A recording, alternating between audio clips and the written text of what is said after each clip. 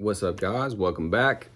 And today we are going over 3 reasons why you have not manifested what you want yet. And these are just 3 main things that I've seen a lot. For a lot of people, this is an issue, including myself. I have to be real with you guys and say that I slip back into times where I make these mistakes as well. And I've made these mistakes in the past. And they will sabotage your results. So here they are. Number 1, being too attached to the how. And if you're familiar with my channel, you know that I actually am a pretty pragmatic, practical person when it comes to all of this stuff, especially. And so I actually think that you should put some focus on the process. You should actually think, okay, yeah, this is what I'm going to do. I'm going to take steps towards my goal. But the issue comes in when you're like, oh, but how is this going to happen? Like, there's no way that you could foresee it happening. And then you begin to your thoughts, they run away from you, right? Your thoughts begin to run into that spiral of it's never going to happen. And I'm not the type of person that can get this result. And how is it going to happen? And it's when it comes in with that type of energy, which is, but how is it going to happen? That angsty sort of, very attached, very just like type of energy, that's when you run into trouble.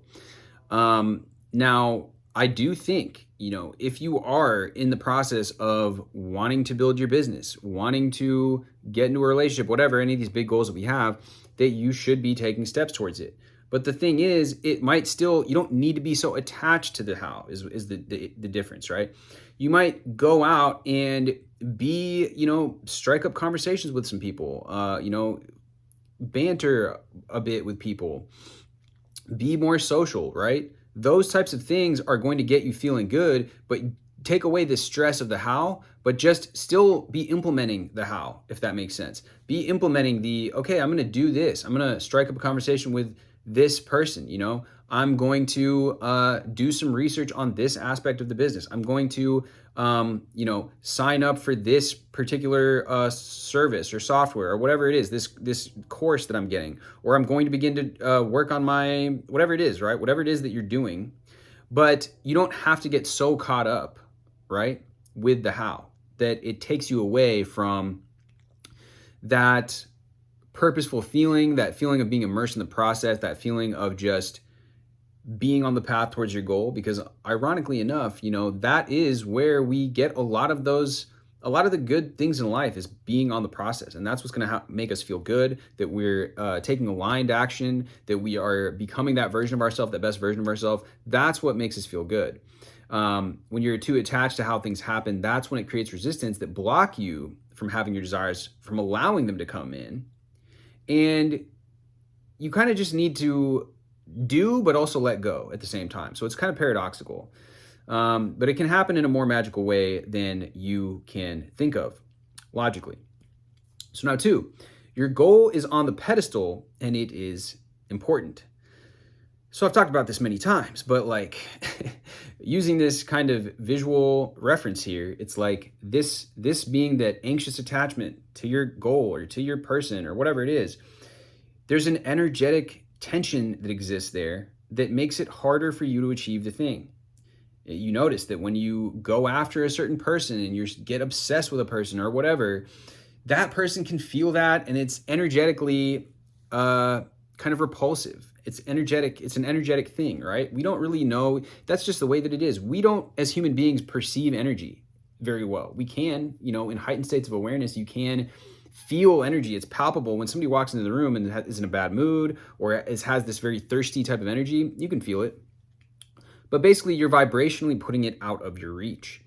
You have to think that your desires are natural. It is natural for you to, when you see it as an obvious thing, as a foregone conclusion, as that you are getting your desires, it's only natural for you to do that. It's just who you are. It's part of your reality. It's within your realm of reality. And by doing this, things become much easier. One way that you can practically do this is by getting around people who actually have the result, or even listening to people's content who have the result. If you're looking to build your business, listening to people's content who are telling you what they did to accomplish it, listening to people who are telling you, how they were able to get that into that relationship, or whatever the case might be, can be a very a good way to model. I've talked about modeling many times. It's a concept in NLP, but really, like, it's much easier to see success and have your mind accept that it's possible when you actually see an example of what success looks like, right? So that is another way of making it just not so ridiculous of a thing where it's like, oh my gosh, this thing is impossible. And then you're putting it on this pedestal, and then it's like, it's never going to happen because you have this, you're like cowering underneath this like gargantuan goal that you think is so wild, when for other people it's just the natural thing, right? And it's really about getting to that place.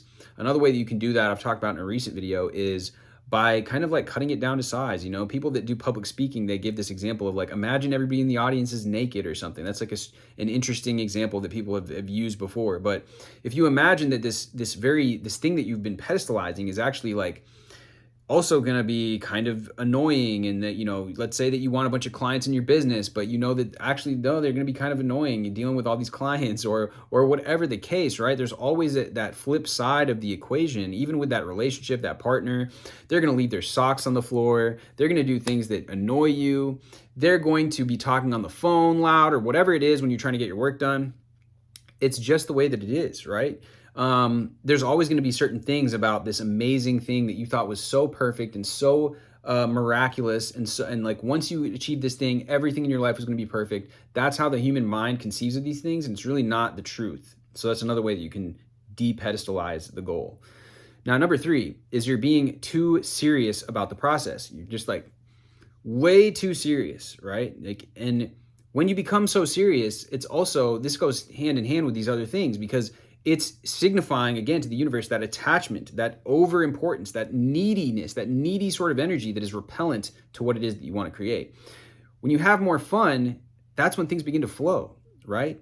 You always notice that when you're talking to somebody and you're actually having fun, let's say that you're flirting with a girl, it's going to go way, way better if you're actually enjoying the moment and being present to the moment. Then you have this certain outcome in mind and you need it to work and all of this stuff. Like, she can feel that immediately, right? It's the same way with the universe. It's the same way with your goals. And, when you get into that state of flow, that you're enjoying the process, that's when you become process oriented instead of just focusing on the outcome, and you're enjoying the journey along the way. You're that is what is attractive, not only to people, but also to the universe itself. Being in that state of flow, being present to the moment, actually enjoying the conversation you're having with somebody, actually enjoying doing and becoming that version of yourself, hitting the gym, doing it in a way where it's sustainable now because you're enjoying becoming that better version of yourself. The heaviness goes away, you get into a positive energy, and you begin to attract things quicker and quicker. At the end of Transurfing by Vadim Zeland, he talks about sweet harmony, and that whole book is just kind of like a Bible on manifestation. It's like this thick, this freaking thick. And I've read the whole book. I've gone through the book maybe 2 or 3 times, and he says at the end of the book, he's like, if you take nothing else away from this book, which again is like literally like as thick as like my entire like jawline part of my face here. He's like, if you take nothing else away, just the idea of sweet harmony, which is to say that life is sweet, that you're enjoying things, that you are radiating this positivity and positive expectation to everyone around you, that is going to do more for your manifestation process than anything else in the book, he says. And I think, he's got a point. Obviously, these other things are important too. You don't want to be making things too important. Vadim Zeland touches on that in the book too a lot. It's called excessive potential. That's what is created energetically. That's what Vadim Zeland calls it. But Frederick Dodson talks about this. A lot of these teachers talk about this. And it's very true that when you make things too important, you're pushing them away. So with that being said, guys, these 3 things are probably the most common ailments or common sabotaging things, not only for other people, but like I said, I also, slip up from time to time and can get to be like white knuckling about what it is that I'm working on. I can take it very seriously because I care about it, right? I care about the things that I'm working on. I want to do them to a high level. So sometimes I can get into that kind of intense energy. And I think that sometimes it can be good to be focused, to be doing this, but if you allow yourself to stay too long in that very kind of yeah, I guess tightened kind of approach where you're kind of clenching your fist, gripping too tightly onto the situation, then it can cause again that kind of energy, which is just it's over importance. It is latching on to something too strongly, right? So you're not able to be as dynamic and flow with the process. And when your expectations are one way and then it doesn't go that way, then you end up negatively spiraling when it doesn't go exactly how you wanted. So this allows you to be more with the flow, more accepting of the ebbs and the flows of whatever it is and the ebbs and the flows of life itself, right? So with that being said, much love as always, guys. Let me know what your thoughts are on this down below.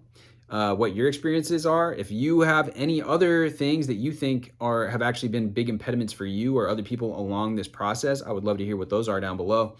But these are the ones that stand out to me, so I wanted to shoot this quick one for you guys to give you some insight on them, and then also kind of tools and tricks that I've been able to use to actually get past these mistakes. And I can say actually from the last one about enjoying things, enjoying the process, having more fun, that one way to doing that is to really know what works for you, right? It's kind of personal to all of us what we have fun with doing. I actually have fun, making videos or doing creative work, right? And I love making music, even though my music, I've taken a big break from it. It's like I know that if I get back to making music, I love the process. I love the experience of making music. I also love to socialize. I also love to be creative. I also love to to a certain extent, I love working out. I like listening to music, listening to inspiring books, inspiring podcasts. There's a lot of things that I like. I like beauty. I like decorating a place. I like, I'm very visual. So I have like this very aesthetic kind of sensibility towards things. So when it comes to like interior design, when it comes to, it could be fashion, it could be various different things, but all of those things are things that I know that I like and enjoy. And so even when it comes to eating a good meal, right? Eating healthy, taking care of my body, I enjoy those things, and those things make me feel good. I actually don't feel that good when I eat, kind of like pig out on some like big piece of just indulge in like, fried foods or whatever it might be, right? And for some people that could be enjoyable for them.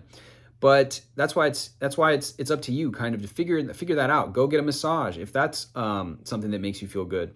Light a candle, burn some incense, get into that state. Allow yourself to have those things and cultivate your environment so that it's pleasing. It feels good and relaxing to be there, because that's what's going to allow you to get into that state, to go into the silence, to get into the state of the wish fulfilled, to enjoy the whole process too as you're engaging in any of these practices, and really just have that intentional energy where you're at cause, you're creating your environment, you're creating your reality, and you're curating it to be exactly in the way that it's going to best serve you.